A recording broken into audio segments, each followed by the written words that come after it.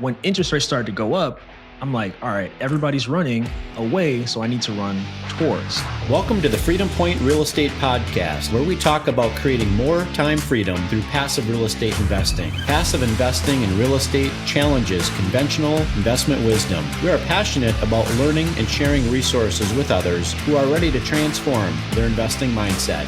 Quick disclaimer as always, I am not a CPA, I am not an attorney or a financial advisor. This is not financial advice, not telling you or anyone else what to do. The views and opinions expressed in these podcasts are provided for education and informational purposes only and are not necessarily the views of my employer, ADP. I'm glad you're here. Now let's dig in.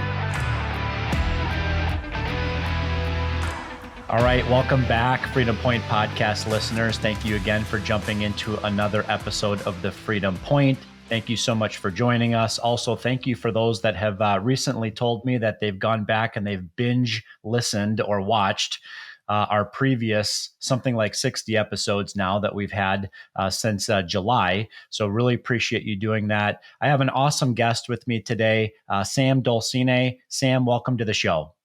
Thank you so much for having me. I really appreciate it and looking forward to having a great conversation. Yeah, likewise. And thank you. And I'm just going to give my listening audience a little bit of a background on yourself, and we can kind of go from there. So Sam is a Haitian-American Brooklyn native, all right, who moved to Los Angeles in 2016, frustrated by the lack of podcasts specifically focused on Black real estate investors. And so Sam took matters into his own hands and started the Black Real Estate Dialogue in 2019. The show quickly gained a following thanks to Sam's engaging interviews with successful Black real estate investors and developers from around the country. So, wow, I can tell you, Sam, I've never had a guest on the show that's got this specific type of background. So maybe unpack for us a little bit more around what that frustration was and how you were able to bring really value to the Black community. Absolutely. So for me, the type of person I am, I can learn from anybody, right? And I'm a sponge. I consume a lot of content. I like learning. When I was learning about real estate, that's exactly what I did. I was learning and making progress, and there was just a relatability factor that wasn't there. And so for me, I'm like, let me create a platform with similar information for the benefit of everyone through the voice of the Black community. And I think it helps in a couple ways because one, it gives a platform to those who may not have had a platform or a place to share their stories before. Two, a community who hasn't had a resource directly for them could benefit from it. And then third, anybody can benefit from it because we have listeners of all races and backgrounds. So, I think it's beneficial in multiple ways. So that was really the idea behind it. And that's the driving force. And it's been a wonderful ride. So of the listening audience that listens to your show, what would you say are kind of maybe one or two of the main, pieces of value that your listening audience gets out of tuning in? So one, that is possible if you want to be an agent, if you want to be an investor, buy your first property, if you want to be a developer or be part of real estate in any way, is that it's possible for anybody. You just need the right information. And so I would say that's the first thing. And then second are the specific strategies. I do the best that I can to ask specific questions so someone can at least have one or two actionable things to maybe do some further research on or to get started with after listening to one of the episodes. So that's typically what I try to go for. So I would say those are a couple of the benefits. Sure. What are the types of guests that you typically have on your show? Are these individuals that maybe have a background in real estate syndications? Maybe they're real estate agents. Maybe they service the real estate industry in some way, shape, or form. What does that cadence typically look like? Yeah, so I would say the majority are real estate investors, so investing in buy and hold properties. However, this past year, we did have a handful of real estate developers, and I found that folks really gravitated towards the real estate development content. So I'm looking to interview some more real estate developers, but then also agents as well. So folks who are real estate agents and, based on where the market might be going, I think real estate agents are going to be back in action. So maybe I need to get some more agents on. But I would say investors, developers, agents primarily. Okay. What would you say are, at least as far as the last maybe, 60 to 90 days, maybe the last 6 months, what have been some of the kind of the themes that you've recognized on your show in terms of some of the headwinds and the challenges that the commercial real estate space is facing right now? Yeah, that's a good question. So office is in dire straits right now.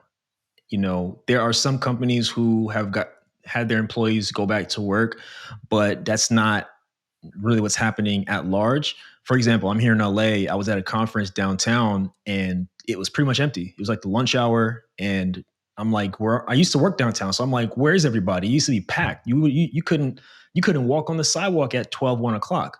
And so, for me, I would say office is having a hard time. And also the cost of materials has made it difficult for those in the development space and doing things of that nature. However, I think next year is going to be very, very interesting. But I would say on the commercial side, those are some of the challenges that I've heard. And then based on on region, insurance. So in places like Louisiana, places like Florida, insurance is just out of this world. So it's throwing off some of the numbers and projections for some folks who I've spoken with. So that's been a challenge as well. Now, I know that you're also an active real estate investor, or at least you Mhm. have been in the past. What I also know is that you early on had a challenge in not having enough money to buy your first property. So, how did you get creative and find alternative financing options? Yes, love that question. So I have several properties in Dayton, Ohio. So I invest out of state because California is just crazy. um, and so I did a couple of things. So the first thing I did was I put my student loans into forbearance. And what that means, I mean, I know we've all had a forbearance the last couple of years, but at the time I put it into forbearance and I didn't have to pay for 12 months. And I was paying a lot of money, I think almost like $500. So I just saved that money. The second thing I did was I took a loan against my 401k. And so the way my plan was structured was I was able to borrow up to 50% of the balance that was in there and then pay myself back with interest. And so, I ran the numbers and I was able to afford it. And that enabled me to get into the game much quicker. So that's how I creatively financed my first property. And then after that, did the typical 20% down, went with the bank. But to get that down payment, I had to get creative because if I was relying on my 9 to 5, I was not making much money at the time. It would have took me years to come up with that kind of money. Yeah, it's interesting. Most people don't know that you can loan against your 401k so long as the 401k plan design, documents allow you to do that. I know personally, I've been able to borrow $50,000 against the balance on my 401k. That's the limit, right? But the great thing about, borrowing from yourself is, yes, you have to pay interest, but you're actually paying the interest back to yourself, not Yeah. another financial institution. So yeah, kudos to that. So, talk to me a little bit more about. It sounds like you're kind of from an active investor perspective. You're kind of maybe laser focused on the Midwest market. Do you currently have a portfolio of properties in the Midwest? What does that portfolio consist of today? Yeah. So I purchased my first property in 2019 and then I took a break. I didn't buy anything for like 3.5 years. And when interest rates started to go up, I'm like, all right, everybody's running away. So I need to run towards.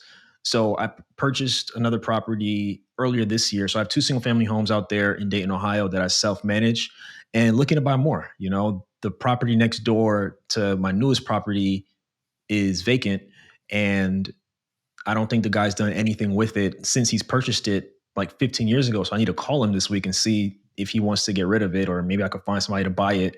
Because selfishly, I'm trying to continue to improve the value of the block and all those things. So I'm still looking at deals all the time and seeing what's out there. But right now, two properties and counting. Okay. And is there a specific reason why you've decided to focus on the Midwest, specifically maybe Dayton, Ohio? And have you considered branching off into or expanding into maybe more of the multifamily space?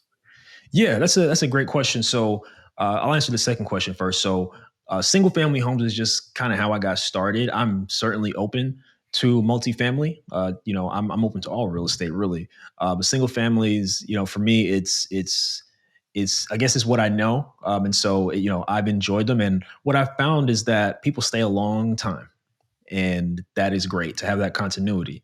because I just hate vacancies. So I'm sure, as I grow and get into larger projects, you have to deal with some of those things, but it's worked great for me right now. And then as far as Dayton, Ohio, I had the Midwest on my list. I didn't have Dayton on my list.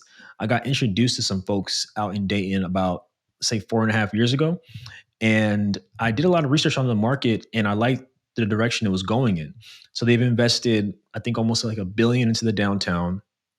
They've invested a lot into the roads, bike lanes.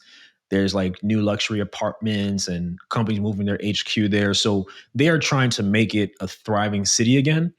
And for me, it felt like a great place because no one, I mean, I guess the word's out now, but one, like it's not popular. When you think about Ohio, you probably think about Columbus, Cleveland, maybe even Cincinnati. But Dayton is not on anybody's radar at scale. And so, those are some of the reasons that I chose the market and I continue to choose the market. And, I was talking to a contact of mine who I had who helps me out. She's an investor out there. She helps me out a ton. She did some inspections for me recently at the properties. And I was just asking her, so, hey, like, how's downtown looking like? And she's like, oh, there's new restaurants, there's this and that. So, for me, I kind of have boots on the ground and, you know, uh, for me, I plan to invest there until it doesn't make sense anymore. I really like the city, and it's helpful to have those boots on the ground who can help me out because I'm thousands of miles away and I haven't been there in a long time. So those are some of the reasons that I decided to choose that particular market. Yeah, it's a great point that you bring that up because from Southern California to Dayton, Ohio, that's a hop, skip, and a jump, right? Yeah. And so I think about, most people that I talk to that have an interest in actively owning and managing, a piece of real estate property or maybe a portfolio, to think about, owning, single family homes, local is daunting, let alone, owning properties that are 1,000 miles away. So what types of maybe, feedback could you give our listening audience related to how you overcame, that mental block or mindset? Absolutely. So I thought about what could be the worst case scenario. The worst case scenario is, let's say the house is vacant, the tenants maybe have moved out, let's say, and some natural disaster happens and the whole thing collapses. That's the worst case scenario. Hopefully I get some insurance money and I move on. That's what I thought about. So I'm like, I could either take the chance, a calculated risk, of course, but I could take the chance on something that could change my future, my family's future over time, or I can sit and own nothing and this would just be the status quo for the rest of my life. And so that's what it came down to for me. And as far as getting over the mental hurdle, it was really just that. Like I had to disconnect from the fact that I'm so far away and I can't have control. I'm like, you know what? I need to learn how to delegate.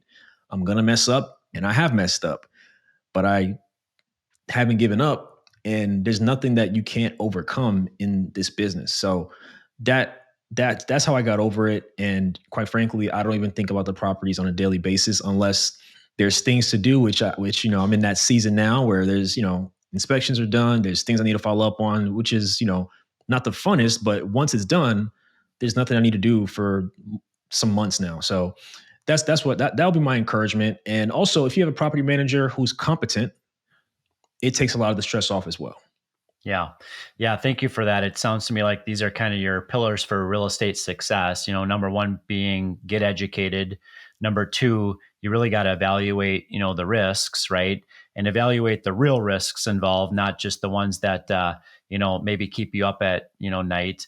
And then, really surrounding yourself with the right people. But ultimately, it all comes down to taking action, right? Yep.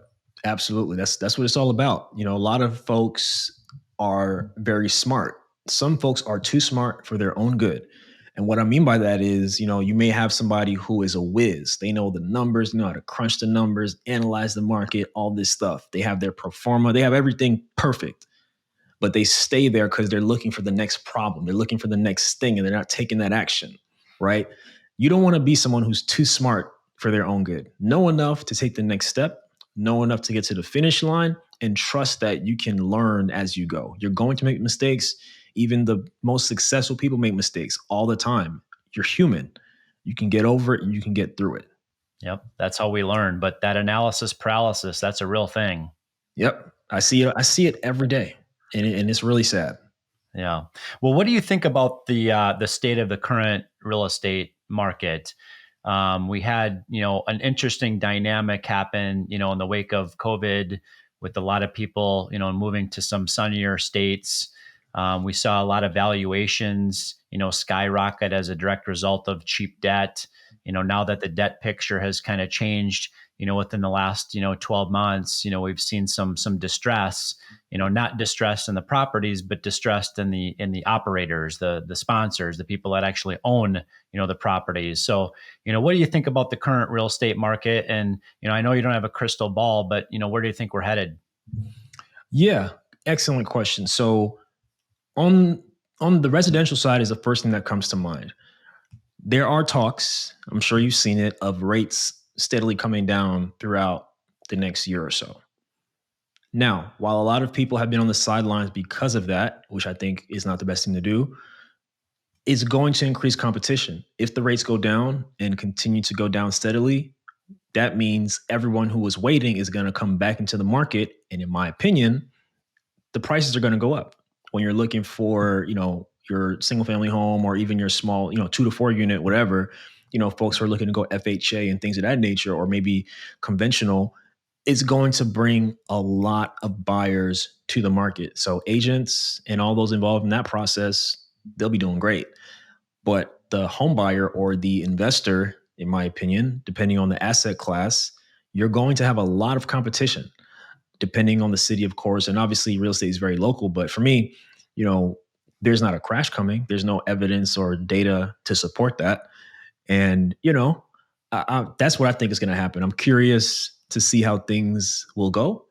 But, I think we're going to probably get back to where we were a couple of years ago, where people were offering over asking and all types of stuff. I think that's going to be back. Yeah. Well, the one thing that we know about real estate is time seems to always heal wounds, right? Mhm. And so it's usually just a matter of time before, the dynamic regresses back to the mean. And so I think, to your point, you brought this up earlier, when everyone else is running away, we should be running in, right? And so that's always been my own personal investment philosophy in real estate, and that's not changing. I'm a huge fan of diversification, within real estate, whether that be market location or asset class or sponsor. So I'm a big fan of dollar cost averaging. Your financial advisor would support you, in that as well. They might not support you investing in real estate, but definitely they would support you in diversifying your investments, through that dollar cost averaging approach. So really appreciate that. Well, I know that one thing is true about you, and that you were nominated, if I'm not mistaken, for what's called the Webby Award in 2023. And that's a pretty significant accomplishment. So talk a little bit more about, why you were recognized for that award, maybe what kind of led up to, that happening. Yes, thank you so much for sharing that. So yes, I was nominated for a Webby Award in the past round, and I just submitted for next year. And yeah, the Webby Award recognizes online creators in a variety of categories and things. So I was a finalist for podcasts in the diversity, equity, and inclusion category, and it was a shock, to be honest with you. I kind of just threw my hat in the ring and forgot about it, and all of a sudden I received the notification that I was nominated. So, thankfully and hopefully my work has shown that I'm providing some sort of value to the world. And so, I was very humbled by it and very appreciative of those who were on the committee and nominated me to be a finalist. So it really meant a lot to me, and maybe one of these days we'll get that win. Well, congratulations on the nomination, and more certainly on behalf of the Freedom Point podcast, we hope you get in. I appreciate it. Hopefully we get it in 2024. Sounds good. Well, looking ahead, what are your future goals for the Black Real Estate Dialogue, and how do you plan to continue inspiring others in the Black real estate community? Yeah. So you want to continue to add value, get in front of as many new people as possible, and share the information with as many people as possible. That's my big goal, is growth. Next year is all about continued growth. And it's interesting. It's almost like for those who play sports, or if you played sports growing up, you were always looking for that edge. You were always looking for what could get you ahead of the competition or how you can improve your game. And I feel like that's the stage that I'm in. I'm looking for those little things that can get me around that corner and take things to the top. So, I'm excited. I'm super excited and looking to hopefully add value to more platforms such as these. And so, I appreciate you having me on, and it's been a pleasure. I sound like I'm ending the show, but you know what I mean. That's not what I was trying to do, but you get the point. Sam, put on the brakes here. This is my show. No, that's great. Well, I do want to ask the question, and that is, where can our listening audience go to learn about your podcast and to tune in? Yes. So you can find the show on Apple, Spotify, YouTube. Just search Black Real Estate Dialogue, and you can search on any social media platform. I'm most active on Instagram, so you can follow at Black Real Estate Dialogue, and look forward to hearing from you. And if there's any way I can support you, feel free to let me know. And then the website is blackrealestatedialogue.com. Great. Well, we will put those in our show notes for this episode.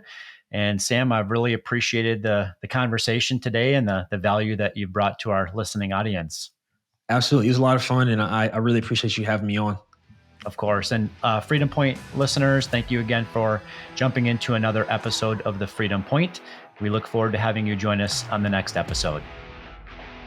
Thank you for hanging out with us today and for listening to the Freedom Point podcast, powered by Starting Point Capital. This show is for entertainment purposes only. Nothing said on this show should be considered financial advice. Before making any financial decision, please consult with a professional. This show is copyrighted by the Freedom Point podcast. Written permissions must be granted before syndication or rebroadcasting. If you're interested in connecting, you can find contact information at startingpointcapital.com.